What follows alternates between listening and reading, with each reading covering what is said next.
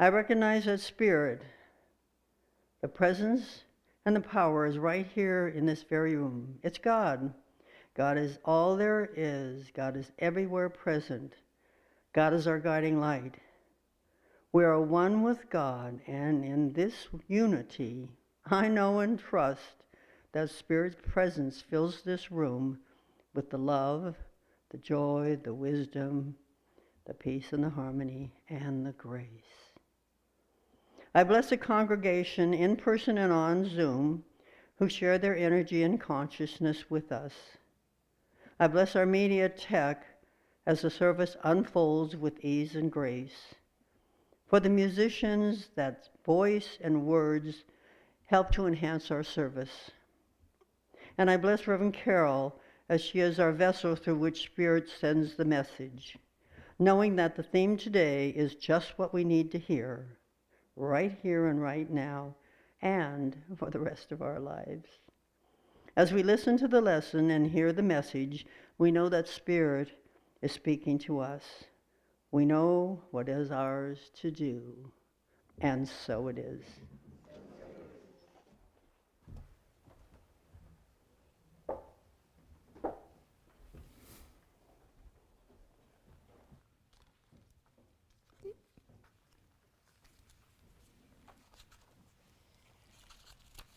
Well, good morning. Yeah, you got them all warmed up, didn't you, Adrian? So, I know that some of you know me, and yeah, let's look at that. Some of you know me by my face and by the fact that I'm here a lot. But I want to tell you a little bit more about me so we get to know each other better. There is no place like home. That's our lesson for today. And I thought, that's interesting.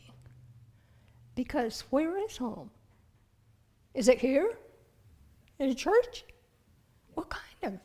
Kind of is here in the church. Do I need that in front of my face? Probably not. And so I got to think about it, and I thought, for me, when I heard the title, my mind instantly went to the forest. Now that will seem strange to some of you, especially if you grew up in an environment where there were lots of people, but I grew up in a village that was located in the middle of the Coast Range of mountains in Oregon.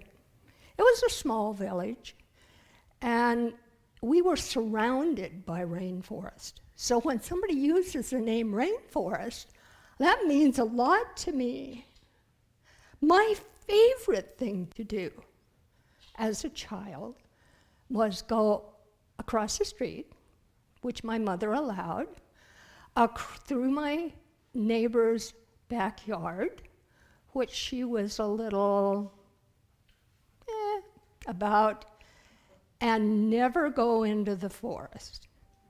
Now, I know you don't all know me, but those of you who know that I went somewhere with that. Where did I go? In the forest. That's right. That's right. And she also told me not to climb trees.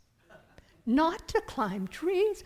We have beautiful fir trees, and how could I not climb trees? So that was my playground. But it was also my place of meditation. I had never heard the name meditation at that time. I don't know anything about it. But that's where I went. As I look back now, I can see that that's where I went for meditation. Because everything that I wanted was in there. There were flowers, there were trees to climb, there was food, because at a very young age I learned which things I could eat and which things would poison me. My dad saw to that. So this was a company-owned town, and it was surrounded by a company-owned forest. When all the trees had been harvested, they burned down the town to the ground and reforested the land where it was. Now that's a good thing. That's a good thing. The bad side of that is I could never go home again. I'm sure most of you have a place you could go and say maybe you don't want to go where you grew up. But I can go there, I think it's once every 3 years, because a lot of you have a high school reunion that you go to. We have a town reunion. So, seriously. I mean, the town wasn't that big. And so our reunions, if we play our game right, we are allowed to go the 20 miles from the valley up a gravel road about that wide and wind around and drop down into the Valsetz Valley. And people come and spend the night. I've never done that, but I went a few times, and it's good because you see people that you haven't known, haven't seen for years. And I even one day, now you picture this, that beautiful town is all forest now. It's all trees. They're grown up there. There's one main street that goes through town and follows a river and goes over a bridge. But the rest of it, it's just, you kind of like, well, where was my house? Where did I live? But there's one street going through, it's called Cadillac Avenue, because the first people who invested in that were from Cadillac, or that Michigan. So I have a friend that is my, well, dear. I used to call her my oldest friend, but you know, she objects to that now. So my friend of longest tenure and I set out to find my house, because if I found my house, she could find her house. And I knew that the one Cadillac Avenue came through town, there was one crossroad left, and it went down to what was originally the grocery store, the recreation hall, the pool hall, we had all that stuff. and we walked, and this is underbrush. And so we walked, stepped it out. Well, here, that's the intersection. There was one house between me, and we got this and looked, and there was a little road that went up there, and that road had gone to the church. And I said, it's got to be over there. Now, what's the chance we're going to find out where the house was? We did. You know why? Because there was a big, round, I can't think what you call them, it was where the sewer went through. Yeah. And there was a broken one, and it was sticking out. And I remember at a very early age, when I was very early age, we had open sewers, disgusting. But it was a big deal when they put in the covered sewers, and it went right by my kitchen window.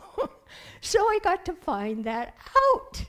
And it was just silly and exciting. But now,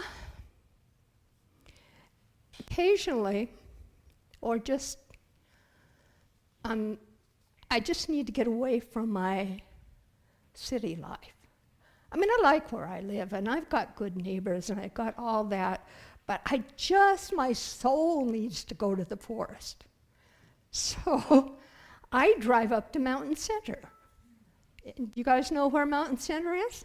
Yeah, I guess some people do. I used to drive up to Mountain Center and then go a little ways east of Mountain Center, leave my car, and hike to the top of Mount San Jacinto. But let's say it's been a small layer of time since I've done that. But we don't do that anymore, but we just see Mount San Jacinto. So my husband drives me up there to the forest. I can drive myself, but he knows I like to just go along with my head out the window and breathe the air like a little kid. So this was I lived in a number of different places. I lived in the East Coast, the West Coast of this country, and Alberta, Canada. So each one of those places were also my home. So home is a rolling subject. And lost my place. Each one was my home. And then for 12 years, we traveled the US and Canada. We had a pickup. We had an RV behind the pickup. And I had a car to follow. Because if you try to drive a long pickup and a long RV behind it down highways, people cut you off. They don't want you in front of them. So we worked out a system where I just sneaked in my little car, and then I made a space so my husband could get in. So every one of those places, though, I consider my home. I mean, when it's Canada Day, I hang my Canadian flag out. When it's 4th of July, I do something else. So there's just something more to be said about home. When we moved to Hemet, we live in Hemet. When we moved to Hemet, we left a place where we'd been going to church in Temecula, which is a bit ways away, and looked for a home church. Well, I walked in the door that day, and if I remember correctly, I saw you, Evonne, and I'm trying to think of everybody else. Betty Ann met us and greeted us with just big smiles. And it was so wonderful. It felt like home. So I'm not kidding. I'm not kidding when I say this is my home. I think our home is something we take with us. Now we did, when we were in the RV, we took our home to all kinds of places. We went to all 49 states, and not to the 50th one because it was Hawaii, and we didn't have pontoons on our Sorry, I missed that one. So, I missed something.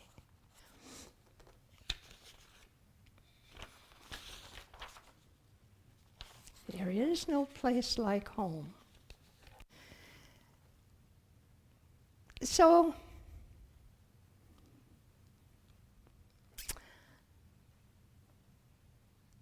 there is a saying, a piece of a sentence that's in the Bible. I have 5 or 6 Bibles, and each one's a little bit different in the way it was translating. But I think it's in Matthew, and I didn't look it up to see. It's done unto you as you believe. Have you heard that? That familiar? That describes our church. That describes what we believe, doesn't it? I don't know that I heard it a different way before I ever found New Thought. But to me, that is talking about the way we use prayer. If you believe that something is going to happen to you, something bad, and you spend all your time worrying about it, what's going to happen? It's going to happen, absolutely, absolutely. So that's in the Bible. That's pretty interesting. And I feel like you can feel like the greatest blessing or the greatest curse. It's your choice.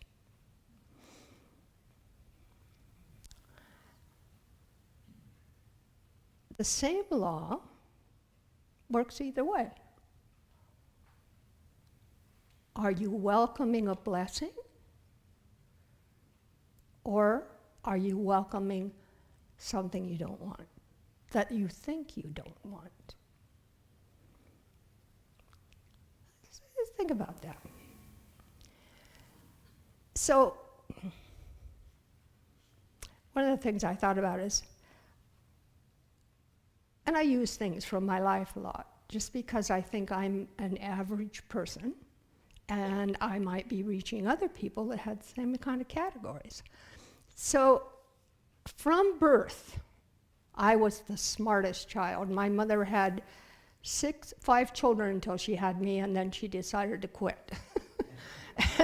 And so, not because it was me. I like to think it wasn't because it was me, but maybe. So, they always referred to me as the smart one, because I got good grades in school. Top of the list for everybody's, I can't remember what they called it back then, but I had everything.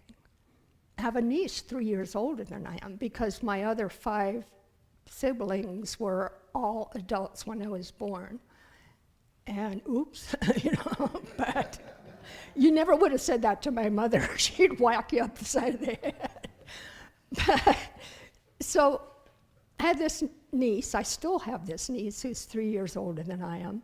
Oh, she's not proud of being 3 years older than I am now. She liked it when we were younger. But everybody said her name was Lita, still is Lita. And I would listen to adults talk all the time, even when I was supposed to be sleeping. From the time I was little, I was part of the adult. I didn't even know I was a child for a long time. I thought I was a very short and stupid adult because I didn't know all these things and I wasn't very tall. But I would hear people say, Lolita's beautiful. She is such a pretty girl. And every time they talked about me, they said, she's smart. Well, that's not necessarily a bad thing, but excuse me, I'm laughing too much. I translated that to be, she's not beautiful, but she's smart. That's what I heard. And it took me a very long time to think that wasn't something bad. They weren't saying that. They just, and then, probably 10 years ago, we were over at the beach in our RV, and Lolita had a cabin nearby, and she came up and spent some time with us. And we got to talk one-on-one about when we were kids. And I said, and I told her what I thought about that. She said, oh my God, I always thought I was so lower than you because you were smarter. I would have given anything to be smarter. Well, she's not stupid, but she does have her own way of being smart.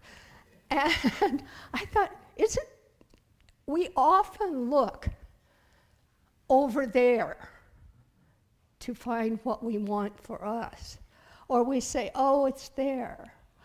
I can't do this now. I can't. The funniest thing, not funniest, I spent about six years on the road teaching people, and it was a business thing that I taught, but I used a lot of what we do in it without them knowing. I just snuck right in. There was a woman it was in Texas, I can't remember what town, but she said, we were talking, she was like a secretary or something that would be of lower rank in a business.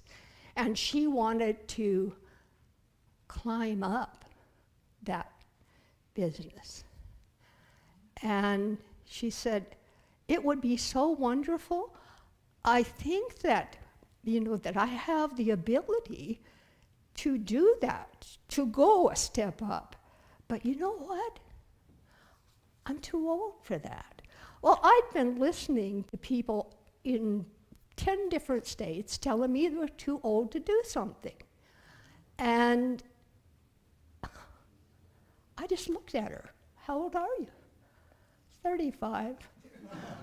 Well, we had what was known, I waited until there was a break and went to talk with her, and we had what is known in the South as a Come to Jesus meeting. And I hope that when she went away, that she thought about that. And she had all the talent to do that. So how many times do we insult ourselves by saying, I can't do that. I can't do that. Every word you say, God is listening. I used to say, when my children were little, that things bug me. They bug me all the time. They do things that just bug me. People at work would, when I'd come in, or we worked for a construction company, and people always come to me with a complaint because I was the one that was in the office, and they bugged me, and everybody was bugging me. And then I got to thinking, because this is when I was first in this kind of thinking, I started thinking, you got to listen to the words that fall out of your mouth when you're not thinking about it. Because I kept saying things bugged me until my 2 children got head lice. And then something went ding! So my husband signaled me that I only have 5 minutes left. So, I'd talk to you all afternoon if you'd let me. But I have a story. Well, I have 2 stories. I'm going to tell you the first one first. It's the shortest one. So this is about an Irish farmer whose name was Muldoon. Had a pet dog, but his pet dog died. It's not going to be a really sad story, so. He lived alone. The dog was all he had. So Muldoon went to the parish priest and asked, Father, the dog is dead. Could you be saying a mass for the creature? Well, the priest was a little bit stunned. Nobody had ever asked him that. So he said, no, we can't have services for animals in the church. But there's a religious-sized church down the road, no telling what they believe, but maybe they'll do something for the animal. So Muldoon said, I'll go right now, sir. Do you think $50,000 is enough to donate for the service? Father Patrick said, why didn't you tell me the dog was Catholic?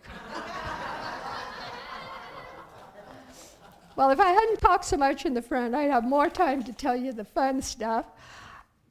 The other thing that I love, the other story I love, is, and this is a true story.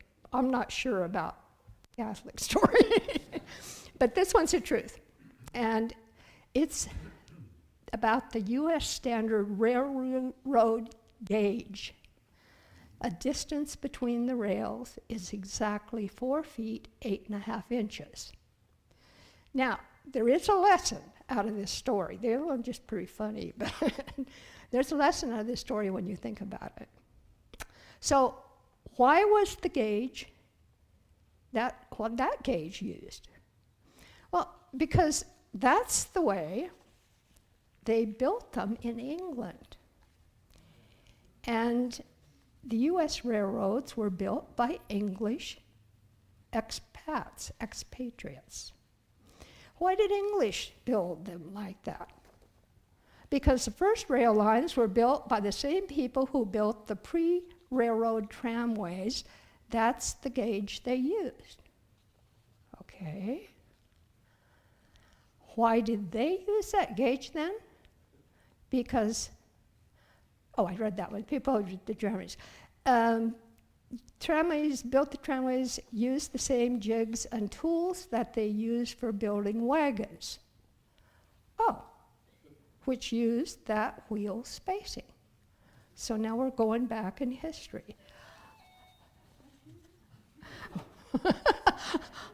I hope we didn't go into another. Why did the wagons use that odd wheel for spacing? Because that is an odd measurement. Well, they tried to use any other spacing, the wagons would break on some of the old long-distance roads because that's the spacing of the wheel ruts. Makes sense. So who built these old rutted roads? The first distance road in Europe were built by the Romans for the benefit of their legions. The roads have been used ever since. That's true. I've been there. And the ruts, the initial ruts, which everyone else had to match for fear of destroying their wagons, were first made by Roman war chariots. Since the war chariots were made by imperial Rome, they were all alike in the matter of wheel spacing. Back in history. Thus, we have the answer to the original question. The United States standard for railroad gauge of 4 feet to 8.5 inches derives from the original specification for an imperial Roman army war chariot. Amazing. Specs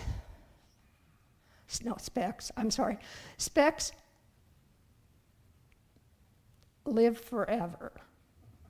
So the next time you are handed a specification and wonder what horse's rear you came up with it, you might be exactly right. Right, because Roman chariots were made to be just wide enough to accommodate the back ends of 2 war horses. There is an interesting extension to this story of railroad gauges and horses behinds. When we see a space shuttle sitting on a launch pad, and there are 2 big booster rockets attached to the sides of the main fuel tank, these are the solid rockets attached to the boosters or SUVs. The SUVs are made by a company at a factory in Utah. The engineers who designed the SRBs would have preferred to make them a bit fatter, but the SRBs had to be shipped by train from the factory to the launch site. The railroad line to the factory runs through a tunnel of mountains. The SRBs had to fit through that funnel. The tunnel is slightly wider than a railroad track, and the railroad track is about as wide as 2 horses' behinds. So a major design feature of what is arguably the world's most advanced transportation system was determined by the width of a... Well, I'm really drawn to say horse's ass myself, but I'll take that. So that's your last lesson for the day. I hope you got fun, feel good in laughing, because laughing is so good for your health. Now, see my little map. Says I need to pray. I didn't use any really bad words, so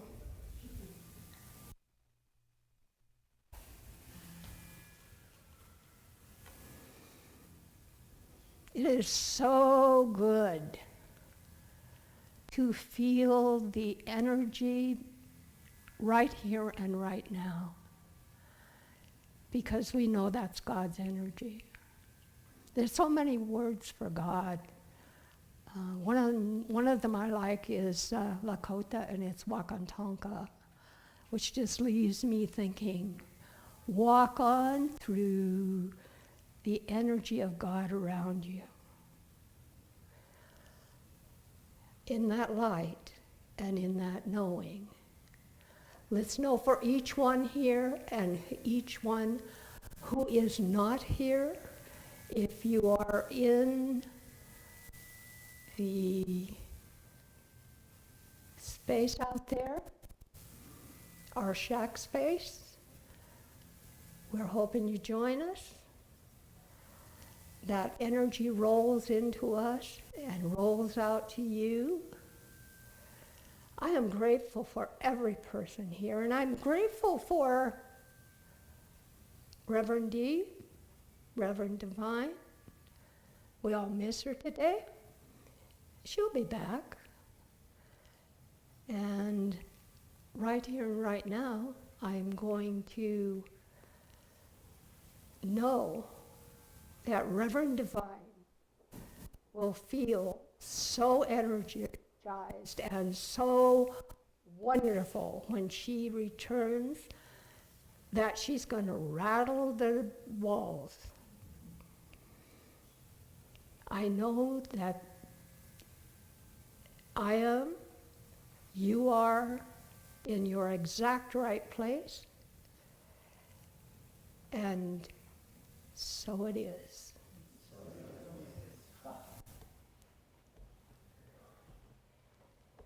Yeah, joyful giving. Yeah, no, announcements. I'm going away. She told me I have to go away now.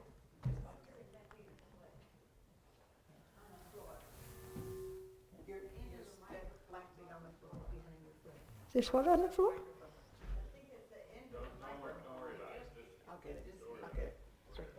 I don't see where you're seeing it. Because it's on your turn. Turn around. Turn around. That's the other one. We're doing a dance. Oh, that! I knocked it off. Sorry. I'm finished for that one. Yeah, you get points for that one. Let us give Reverend Stohr. Stohr or Story? Stohr. Stohr. Grocery store. A hand. She has taken us all through the 48 states. She's even taken us up into space, knowing that if you use the right measurements, you will get there. And I'm not going to say what you said. Today is the first Sunday in November. And I'd like to invite all of you. Oh, I'm sorry, some of you that don't know who I am. I'm Betty Ann, and I am the chair for the membership team that's here. So anyway, I welcome you. We do appreciate your being here and also on Zoom. And one of the announcements is that on the third Sunday of November, we are having our annual Thanksgiving potluck. Family and friends are welcome, and there's a sign-up sheet for side dishes and desserts. The big bird will be donated, but if you so wish to bring one, that'll be fine as well. So also, the membership committee has been sending out the grateful, because this is our month for gratitude. I mean, we have it all the time, but it's really kind of full-blown in November. We have been sending out and the slips, and they're in this basket. I was told not to bring my little box up here, but haha, because that's where they are. And I will read that person's name, and they will receive a gift certificate, compliments of the membership committee. The membership committee will be drawing one every week, and like some people wanted to kind of fudge it a little bit by putting one in every week, we are to do that. It's just one a week. So I'm going to do that right now.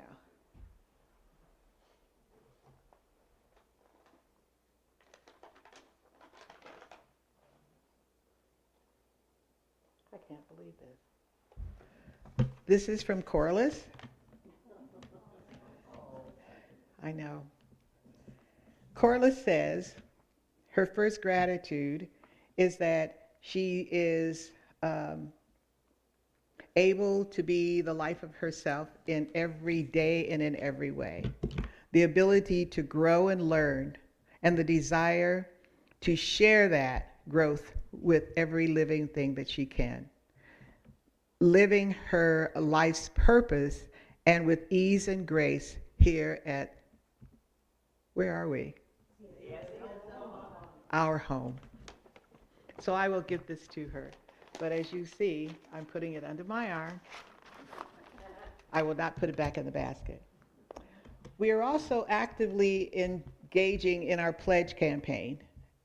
We are finalizing our budget for the new year and base it partly for the joyful gifts that you bring back to us.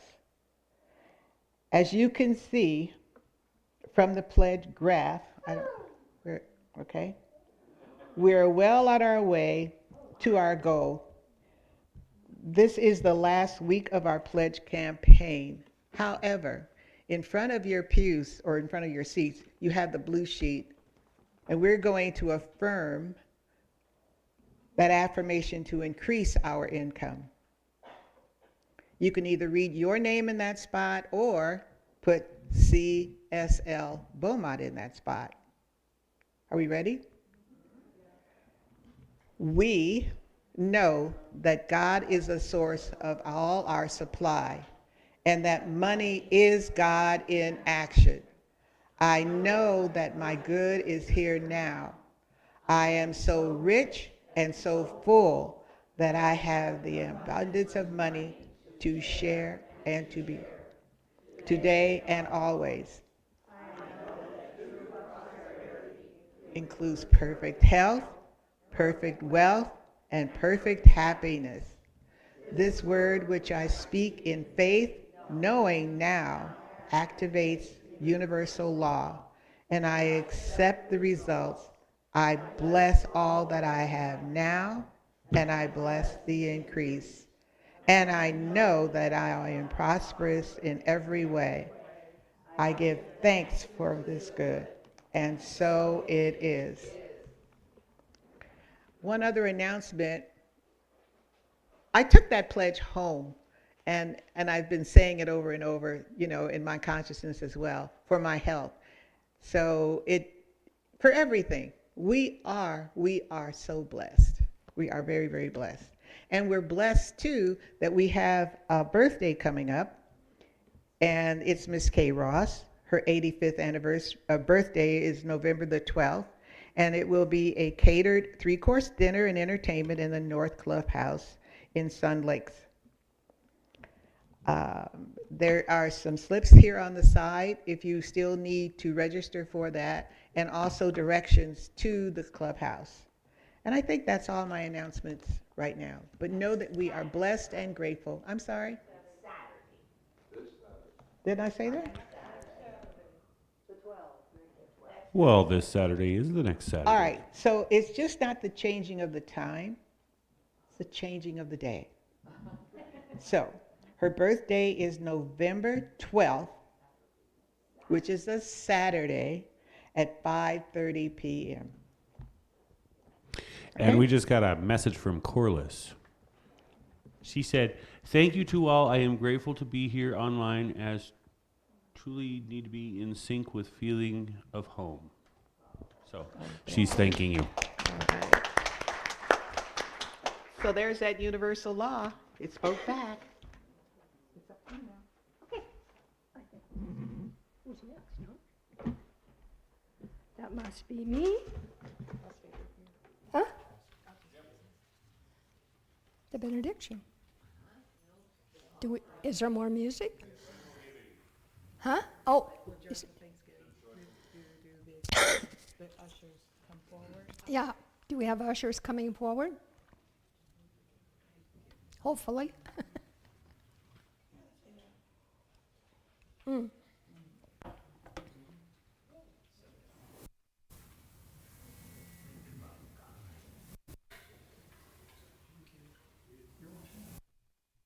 Okay.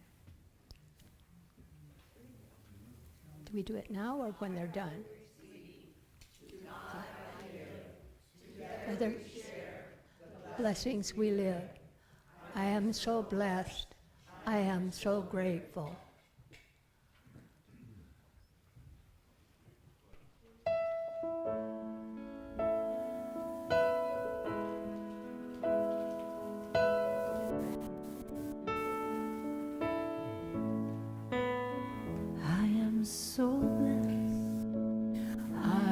so blessed.